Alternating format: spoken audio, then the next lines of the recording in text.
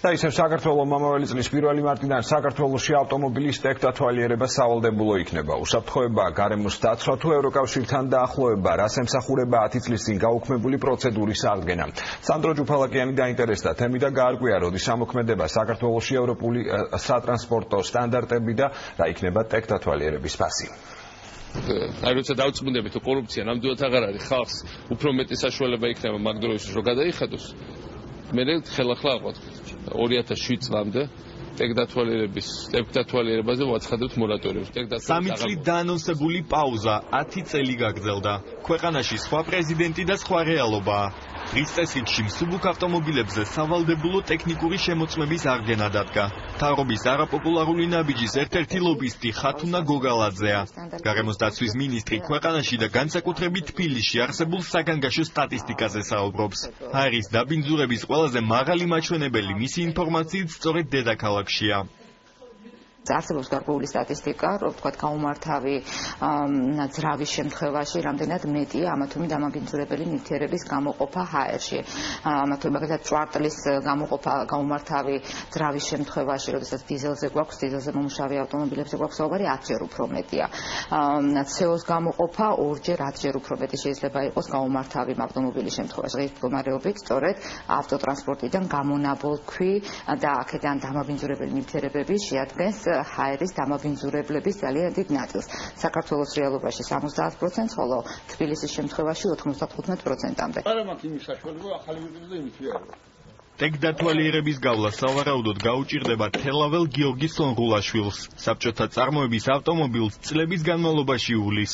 მისთვის მთავრობის გადაწყვეტილება გასაგებია, თუმცა თუ მოძველებული ავტომობილით გადაადგილებას ვერ შეძლებს, ეს სონღულაშვილის ოჯახის ფინანსურ მდგომარეობაზე ნეგატიურად აისახება. ვენახი მაქვს, ის მივიდივარ, მოვდივარ მინდორში და ამით და ბაზარში წავალ, ან საჭველი მინდა, ან პროდუქტის მოტანა მინდა, ტაქსი წამოვიდე, იმდენი ფულს არ ალიო, ტაქსი ვაძლევ, ტაქსით ვიმოგზაურო.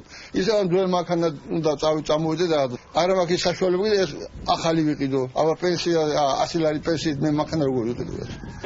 10 წლის წინ ტექდათვალიერების გაუქმების ერთი ინიციატორი კახა ბენდუკიძე იყო. გარემოს დაცვაზე ზრუნვის მომხრეა, თუმცა მთავრობას ზრუნვას მოქალაქეთა კეთილდღეობაზეც ურჩევს. არ მინახი ადამიანი, რომელსაც ველითხოვდა, ამგი ფული მაქვს, მაგრამ სპეციალურად ყიდულობ ძველ განჭრეულ მანქანას. ეგეთ ხალხი არ არსებობს. არც არსად და საქართველოში მით უმეტეს. თუ ადამიანს ყავს ძველი მანქანა, რომელიც აი პრობლემები აქვს, ასეთ პრობლემები აქვს, რომ არ შეიცავება რაღაც ევროპულ სტანდარტებს, ეს პირველ რიგში არის მანქანები, რომლებიც ჩვენი მოსახლეობის ყველაზე უფრო ნაკლებ შემოსავლიან ნაწილს გააჩნია. და მინდა გითხრათ, რომ აი ფაქტობრივად ჩვენ თუ ჩამოვართვებთ ამ ტექნიკის გამოყენების საშუალებას, მაშინ იქნება ჯერმისადი ძალიან ცუდი. ძალიან ცუდი საზოგადოებისთვის, ძალიან ცუდი ეკონომიკისთვის და ძალიან ცუდი სწორედ ამ ხალხისთვის. ავტომობილის შემოწმებაში მოქალაქეები სავარაუდოდ 50 ლარამდე თანხას გადაიხდიან.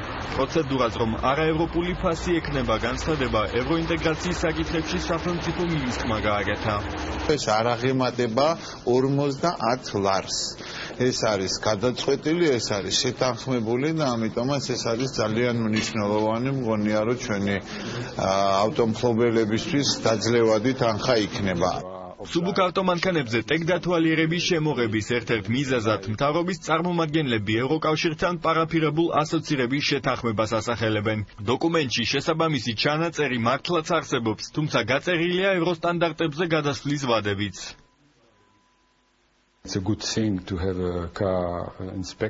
ავტომობილების ტექნიკური შემოწმება, რა თქმა უნდა, მხოლოდ დადებითად უნდა შეფასდეს.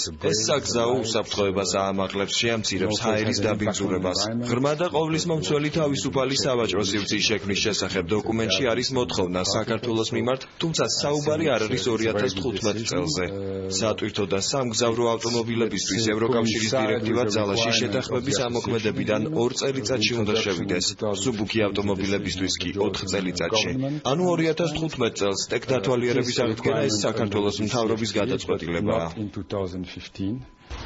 ევროპულ სტანდარტებზე გადასვლისთვის საქართველოს რამდენიმე წელიწადი აქვს, თუმცა რა მინიმალური მოთხოვნების დაკმაყოფილება მოუწევთ მძღოლებს უკვე მომავალი წლის 1 მარტიდან ამ დროისთვის უცნობია.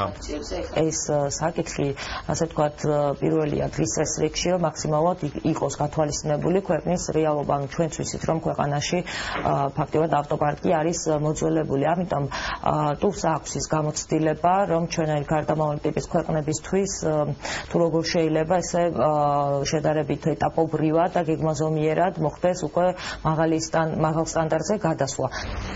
მთავრობის გადაწყვეტილებით ტექდათვალიერებას კომპანია TÜV Rheinland-ი განახორციელებს, რომელიც გერმანიაში 1872 წელს, ანუ 142 წლის წინ შეიქმნა. ქვეყანაში მოქმედი სერვის ცენტრები მონოპოლიის საფრთხეზე საუბრობენ. მთავრობა კი მათ გერმანულ ტურთან თანამშრომლობას თავაზობს. ამ ორგანიზაციის შემოსვლას მივესალმებით, იქიდან გამომდინარე, რომ რა თქმა უნდა, უკეთესი ხარისხი შეიძლება იყოს და იქნება ევროპული გამოცდილება შემოტანილი, მაგრამ მოდით იმასაც დავივიწყებთ, რომ საქართველოში არსებობენ ორგანიზაციები, რომლებიც ამ საქმით დაკავებული არიან უკვე დიდი ხანია. რომლებსაც ფაქტიურად ენთუზიაზმზე უწევდათ მთელი დაახლოებით 15-20 წელიწადი ამ სფეროში შრომა და მუშაობა. ბიზნესის სეგმენტი არაფერ შემთხვევაში არ დაიჩაგრება.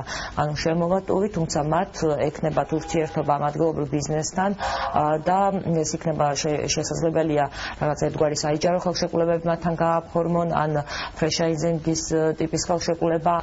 გერმანია, ამერიკა და იაპონია ამ სამი ქვეყნიდან საქართველოში ყველაზე მეტი ავტომობილი შემოდის. დიდი ნაწილი ექსპორტზე გადის. მაგალითად, შარშან ქვეყანაში ავტომობილების იმპორტმა 710 მილიონი დოლარი შეადგინა. ექსპორტმა კი 700 მილიონი. შინაგან საქმეთა სამინისტროს ცნობით, საქართველოში ყოველი მეორე სატრანსპორტო საშუალების ასაკი 20 წელიწადს აღემატება. საქართველოში დაახლოებით 900,000 ავტომობილია, მათგან განსხვავებით არც ტექდათვალიერება, არც მართვის მოწვევა და არც საწვავი არ სჭირდება ამ სატრანსპორტო საშუალებას, თუმცა ეკოლოგიურად ველოსიპედით გადაადგილებისას გარკვეული დისკომფორტი თბილისში მაინც გექნებათ. ზოგ შემთხვევაში უამინდობის, ძირითადად კი ველობილიკების არარსებობის გამო.